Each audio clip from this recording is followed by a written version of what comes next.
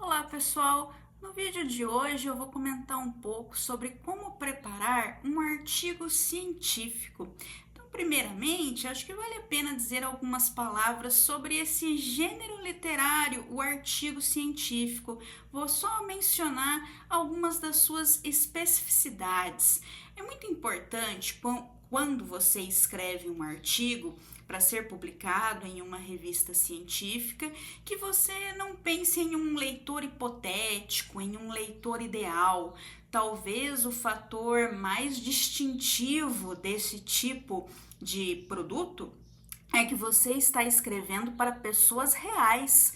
Você está escrevendo para se posicionar em um debate que está de fato ocorrendo.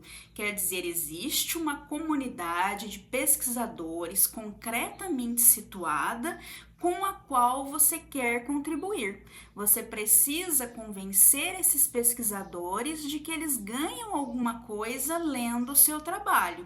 Então, você também precisa conhecer o que exatamente eles estão debatendo. Isso, inclusive, mostra um pouco da dificuldade de nós, brasileiros, publicarmos nesses grandes journals internacionais, já que nós não estamos, de fato, fisicamente presentes aos seminários, aos workshops, em que esse debate, de fato, está ocorrendo, Nós temos acesso depois aos produtos, a versão já publicada dos manuscritos dessas pessoas, e isso, é claro, nos confere uma grande desvantagem para a internacionalização da nossa produção. Mas isso já é uma outra história, Já estou para variar abrindo um parêntese aqui, tomando cuidado, preciso tomar cuidado para não me perder nele. O importante, então, é você escrever sabendo para quem você está escrevendo, Por quais padrões exatamente o seu trabalho será avaliado. Geralmente, na ciência, nas ciências naturais, nas ciências formais, isso significa que você contemplará apenas literatura recente, normalmente literatura dos últimos 5 anos, porque pressupõe-se que textos relevantes mais antigos já tenham sido incorporados ao debate, então não haveria necessidade de você retroceder muito historicamente na sua pesquisa. O importante seria você dialogar com quem está de fato produzindo neste momento, na atualidade. Na filosofia, pelo menos na boa filosofia, não é bem assim. Nós não podemos, obviamente, ignorar a nossa história, ou pelo menos não deveríamos. Então, é natural, num artigo científico da área de filosofia, que você cite um trabalho escrito há 2.500 anos. Mas isso não lhe dá licença para só citar essa bibliografia mais antiga, ou mesmo para considerar como recente apenas textos que já tenham lá os seus 20 anos. Então, também é importante para nós da filosofia que nós tenhamos na nossa bibliografia textos dos últimos 5, 10 anos, Nós só não teremos textos exclusivamente dessa época mais recente, o que torna o nosso trabalho de pesquisa bastante difícil.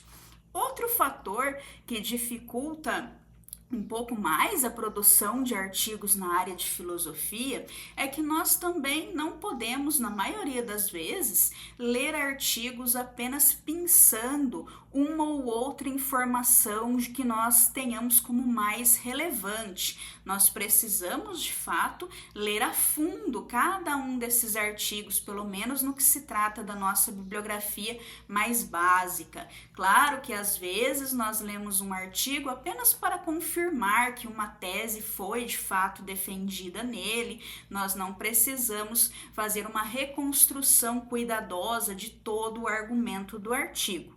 Mas, em geral, como eu falei, nos artigos mais centrais para a nossa pesquisa, nós precisamos compreender o argumento por completo e são argumentos densos. Então, esse é um outro fator que faz com que, geralmente, na área de filosofia, talvez excetuando-se aí a lógica, né, nós acabemos publicando menos artigos. Então, não é que nós sejamos menos produtivos, é que é uma produção que toma mais tempo pela sua própria natureza.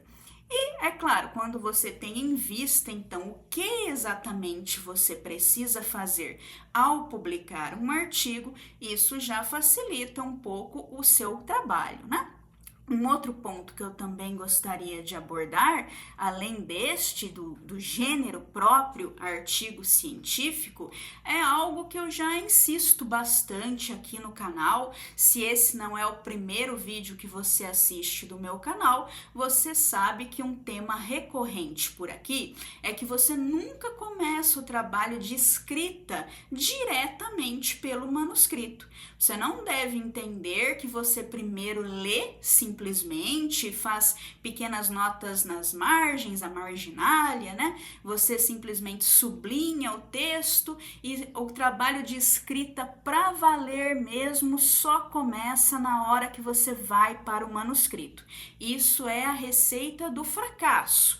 Nós temos que começar por um trabalho já rigoroso de produção das nossas ideias em notas de pesquisa que devem ser devidamente organizadas e processadas para que nós as consultemos no momento da escrita do manuscrito. Então você encontra diversos vídeos sobre isso aqui no canal.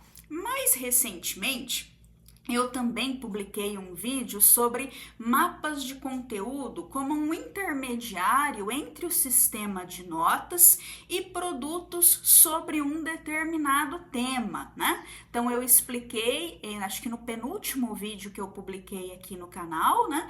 Eu expliquei como você produz um determinado arquivo mapeando um tópico dentro do seu sistema de notas para que a partir desse arquivo você possa retirar diversos produtos sobre aquele tópico, incluindo aí artigos científicos, mas não exclusivamente. Você também poderia usar esse tipo de arquivo para preparar aulas, por exemplo.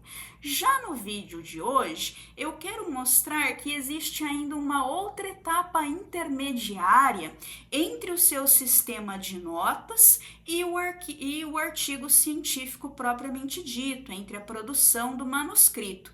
Então, eu ainda, entre o mapa de conteúdo e o manuscrito, crio um outro arquivo em que eu faço o planejamento individual daquele produto específico que é um artigo científico sobre um problema relativo àquele tópico do mapa de conteúdos. Então é esse tipo de arquivo de planejamento de um artigo científico que eu gostaria de mostrar para vocês no vídeo de hoje, tanto na expectativa de que isso possa vir a ser útil para alguém, mas também, né, na esperança de receber comentários críticos, sugestões, sempre para que eu também possa melhorar o meu processo, porque o trabalho de produção de artigos em filosofia, de fato, é bastante árduo, né? Então é sempre bom aprender com colegas, sejam eles mais ou menos experientes, é sempre bom receber também as dicas de vocês. Então, para começar a nossa conversa, eu vou mostrar para vocês um dos meus arquivos de planejamento. Vou compartilhar então a tela com vocês, tá? Muito bem, pessoal, esse aqui então é o arquivo de planejamento de um dos meus próximos artigos. Como vocês podem ver, o título começa com a letra A e a letra P. É uma convenção que eu utilizo, o A significa artigo, P, planejamento. E aí na sequência vem o título provisório deste artigo específico que eu tenho em mente. Depois, nas propriedades aqui do Obsidian, né, metadata, eu tenho o ano em que eu estou escrevendo o artigo, provavelmente não será o ano em que será publicado, né, se eu conseguir publicar algum dia. Certamente não dá mais tempo de que saia em 2023, então depois eu vou alterar também esse ano para colocar o ano da publicação. Quando eu tiver a revista, eu também vou colocar ali o qualis da revista, eu já tenho os tópicos, depois eu coloco também um link aqui para publicação, né? Aqui em tags eu tenho a fase de produção do artigo, que no caso ele está sendo escrito, e a prioridade desse projeto, né? Aí, próximas leituras, depois isso vai aumentar, mas por enquanto eu já sei que essas são leituras que eu preciso fazer, né? Então já aparece aqui nessa tabela, eu uso um plugin do Obsidian chamado DataView para fazer essas tabelas, mas não tem problema algum que você faça manualmente, né? Só vai dar um pouquinho mais de trabalho. Depois, o que eu estou lendo agora, na verdade, eu já terminei a leitura deste artigo, mas eu ainda não terminei as notas, por isso ele ainda aparece, eu ainda deixo ele aqui nessa parte do que eu estou lendo agora. Aí, planejamento. O que falta fazer? Primeiro eu coloco uma tarefa mais importante, que é justamente ainda terminar o levantamento bibliográfico. Eu coloco já o que eu vou colocar aqui na busca do Google Scholar, né? Eu tenho que pesquisar algo com Owens e promessas, e eu tenho que pesquisar nesse período específico, porque o período anterior eu já contemplei suficientemente bem. E o mesmo vale para o próprio Scanlon também e o conceito de promessas neste período aqui, porque o restante também eu já dei conta, né? Então essas são buscas que eu ainda tenho que fazer, significa que a minha pesquisa ainda está um pouquinho longe de ser concluída. Trabalhos relacionados, eu coloquei o fato deste artigo ter uma relação muito próxima com uma apresentação que eu vou fazer na Universidade de Caxias do Sul, inclusive botei errado aqui o nome da universidade, a sigla, depois eu tenho que corrigir isso, né? É UX, não é USC. Plano. É uma espécie de resumo provisório do artigo, o que eu tenho em mente exatamente defender aqui, que etapas eu pretendo seguir para isso, como é que eu visualizo o artigo. Eu acho interessante ter um parágrafo em que eu condenso essa visão que eu tenho do que será futuramente o meu manuscrito, né? Depois eu tenho aqui destacado o principal problema, acho que é a parte mais difícil para eu lidar, para eu dar conta de realmente terminar, concluir a escrita desse artigo, é a acusação que se faz ao Scanlon de que a explicação de promessas dele seria circular. Isso já aparece no primeiro artigo que o Scanlon publica sobre o assunto, ele já antecipa essa objeção e ele dá uma resposta que não costuma ser aceita, não é uma boa resposta. Então essa é uma parte difícil realmente do meu artigo e por isso eu destaco aqui, né, várias coisas que eu preciso contemplar, que eu ainda preciso fazer e como é que eu entendo esse problema, né, em particular. Depois vem propriamente o outline do meu artigo, como é que eu já vejo a ordem dos tópicos, a ordem das questões, né? Como é que poderiam ser de fato as seções, as subdivisões desse artigo. Então, uma experiência que eu tive no passado, um erro que eu cometi no passado que eu queria compartilhar com vocês, foi ter começado a escrever um primeiro draft, um primeiro rascunho do meu manuscrito, ainda precisando ler mais coisas, ainda não tendo um outline tão bem definido. Isso me deu um trabalho horroroso, né? O trabalho de reformar esse artigo depois foi muito mais difícil, até acabei jogando a maior parte fora e escrevendo do zero, porque é mais fácil você escrever do zero do que você consertar coisas que começaram erradas, né? Então, hoje em dia, eu não quero mais cometer esse mesmo erro, eu só vou voltar à minha prática de antes, de só escrever uma primeira versão do manuscrito, quando eu tiver um outline realmente bem detalhado e já tiver notas que me deixem razoavelmente satisfeitas sobre como resolver cada problema do artigo, né? Então aqui eu tenho já um esboço desse outline, né? Eu ainda não distribuí nele exatamente as notas, né? Não coloquei os links ainda para as notas, mas eu só de ver o que eu escrevi aqui eu teria bastante facilidade para encontrar as notas correspondentes a cada ponto destes no meu sistema, né? Tem alguns pontos só em que eu já coloquei links.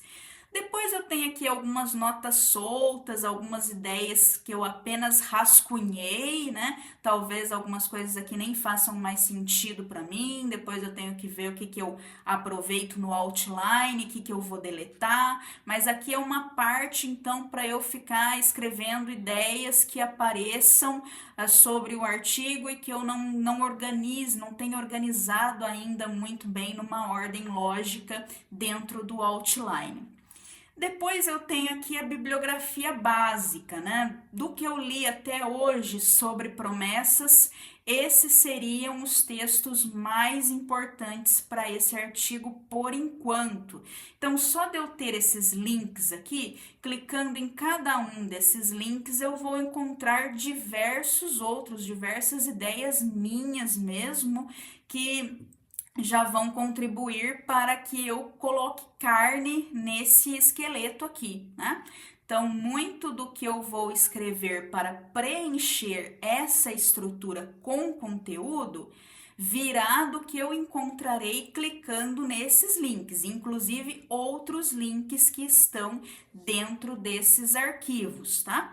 Então, isso é algo bem simples, não é nada demais, mas que eu acho muito importante, né? Você ter esse plano quando você vai escrever um texto e não ter direto só o arquivo em que você escreve o texto. Inclusive agora, hoje em dia, eu já uso o próprio Obsidian mesmo para escrever o manuscrito e isso também facilita mais, né? Porque eu posso ficar com esse arquivo aberto em um painel e no painel ao lado eu já vou escrevendo o manuscrito conforme o que aparece aqui, né?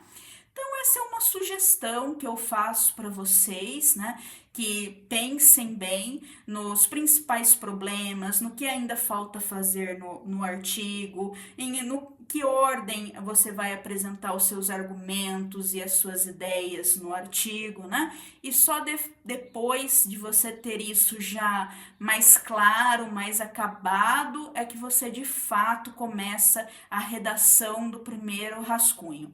Eu acho, pela minha experiência, que isso faz com que a escrita do manuscrito, inclusive, ocorra muito rapidamente. Os 2 últimos manuscritos que eu submeti, eu escrevi do início ao fim em 2 semanas, sem trabalhar o dia todo dessas 2 semanas no manuscrito, só porque eu já tinha tudo pronto no que eu poderia chamar aqui de uma mise en place, né?